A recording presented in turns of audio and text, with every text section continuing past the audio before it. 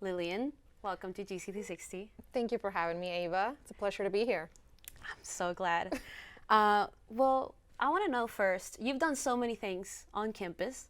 I want to know about your upbringing. I want to know about what brought you where you are here today.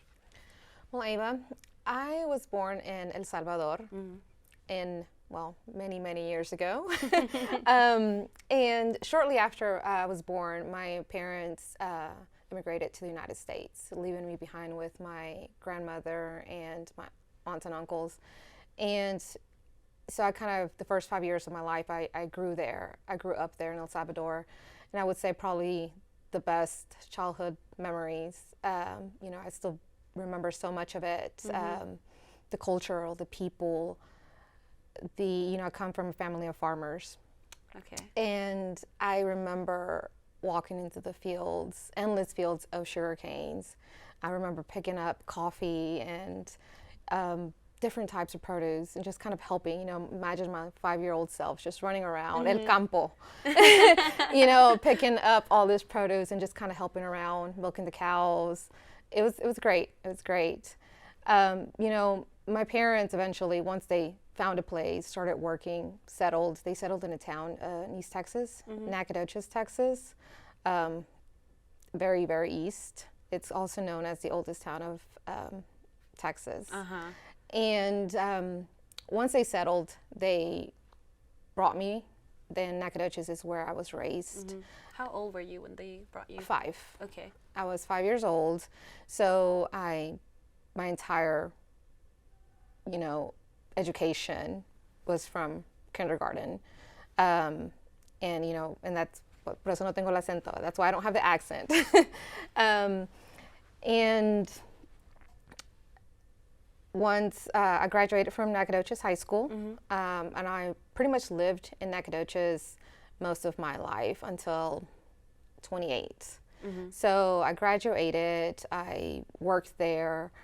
Like I mentioned, my parents, they're immigrants, were immigrants. And they were finally able to change their legal status into the permanent residency and then advocated for me. And for a long time, I thought that, becoming a permanent resident was not an option, just because there's so much legal factors to play in. But fortunately, 6 months after I graduated with my high school diploma, I got my permanent residency. Congratulations. Yes. And the first thing I did with it is went to work. In our Spanish culture, work is very important. Yes. Work ethic. Your parents come here to work for a better life, and they expect you to do the same. And that's the first thing I did. And it helped me. I earned a lot of experience throughout the process. A couple of years later, I had Hennessy's and was a single mother for a couple of years, so I worked. And I realized that working was just not enough, And so I decided to pursue my education, and this is why I'm at Georgia College. Wow. Why did you choose your major? Management information systems. Well, I worked for about 8 to 10 years in the workforce. I was worked for an insurance agency. I worked different things at finance companies. I worked cashier. I worked at restaurants. Anything that you can think of, I've done it all. And I was like, I know some things in business. I know the front line of a business, but I didn't want to be in the front line of a business. I wanted to be in the backstage of a business, the brains of the business, what makes a business work. And so I did a lot of research. And I've always loved technology. I always liked taking apart computers and putting them back together, figuring things out. And so I was like, okay, well, I like a little experience in business. How can I combine those two? And through research, I found management information systems, and which is perfect. It's that bridge between technology and business. And so that's why I chose it. And so when I came to Milledgeville, I already knew I wanted to pursue MIS major. How do you think your cultural background has either affected or benefited your approach to education and access to higher education? Access. Well, my parents, they always worked 2 to 3 jobs, and it was never enough. It was enough to put food on our table, enough to put, a shelter over our heads. We were living paycheck to paycheck. It's my parents and 5 children. It's a lot. And even with 3 jobs, 2 or 3 jobs at a time, it wasn't enough. And seeing that, and then having my daughter, it kind of gave me a drive to want to do better for her. Not only just for myself, but for her, to give her a life where, yes, you have food on the table, yes, you have shelter over your head, but you have more. We'll be able to save for your own college education, for us to do things together. Traveling is a big passion of mine, and that's not something we were able to do or afford to do when I was a child. And now I'm glad that I'm able to do that a little bit now, and I look forward to being able to do that with my daughter and showing her that there's so much more than a small town in Deep East Texas, or Milledgeville, that there's so much a world has to offer.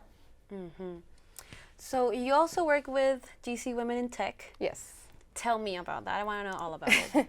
Okay, I am the vice president of GC Women in Technology, and it has been a great experience. I love it because it gives us the opportunity to help younger girls that want to pursue a career in technology or have some sort of interest in it. And if you think about it, who doesn't?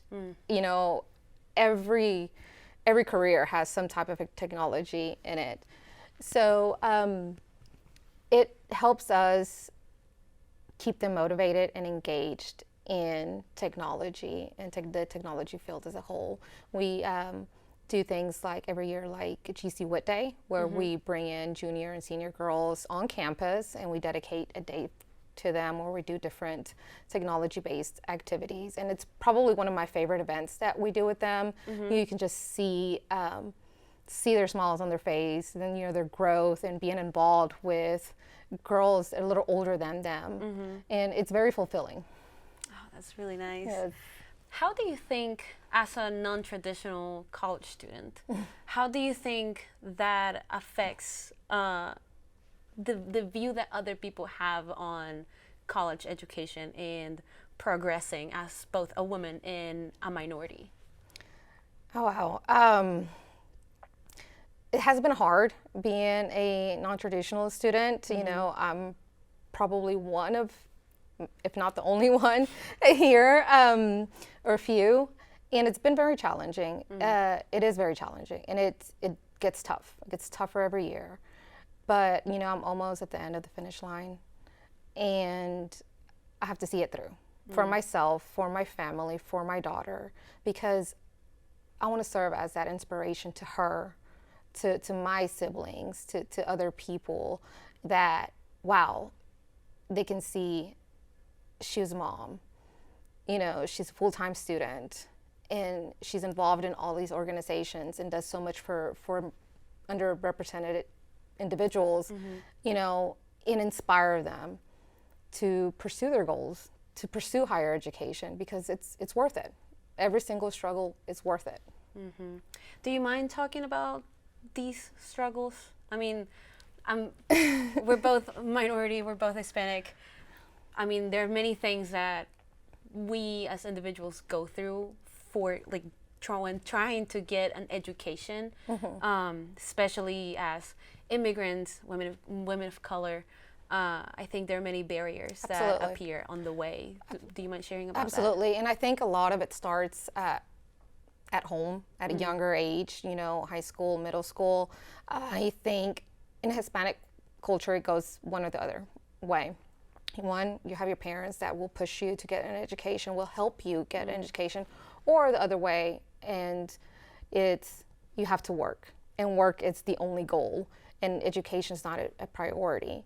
I think that's one of the challenges, and unfortunately, that a lot of Hispanics or individuals that want to pursue an education kind of get stuck in that work and don't pursue that education. That's one challenge. Another challenge is not having a mentor, not having a friend, someone that you can go to that can guide you to pursue higher education, or even steer you in the right direction, to at least get your foot into a college, And being here at Georgia College has been a little bit of a challenge. When I first got here, I was like, what am I doing here? There's so many things. One, I'm Latina, which 6% of the student population. It's hard to find community. It's hard to find. I get so excited when I see another Latino. I really do, and I feel so proud. Yes. It's like, yes,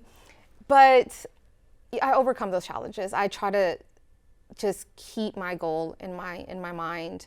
And my goal is get this degree, get the job, and help others do the same, because my success only comes at success of others. I'm only successful when the people that I've helped are successful. Mm-hmm. You were mentioning role models earlier. Who do you think has been a role model for you in your whole college experience? Oh, wow. That's a tough one. That is a tough one. Or who do you think it inspires you?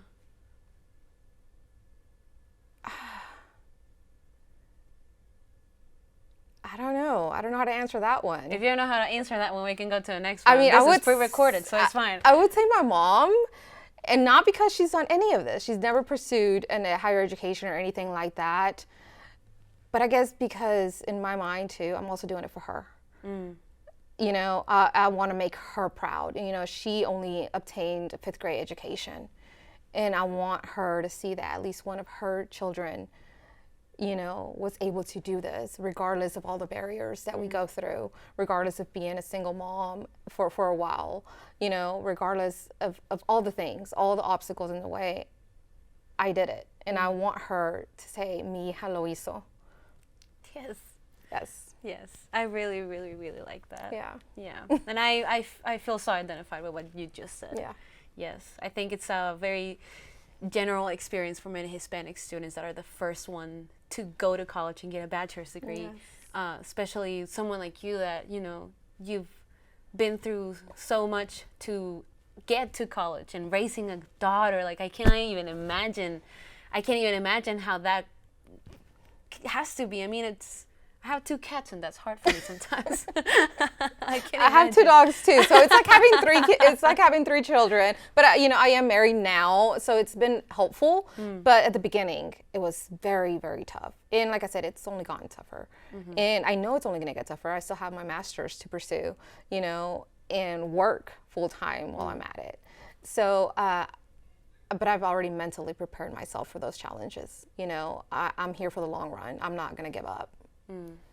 That's honestly really inspiring. So really thank you for sharing all of that with me, with us here at GC360. I forget that we're here, honestly. Yes. But yeah, thank you so much for being here with us. Well, thank you for having me. Yeah. Bobcats, this is Lilian Alfaro. Happy Hispanic Heritage Month. Back to you.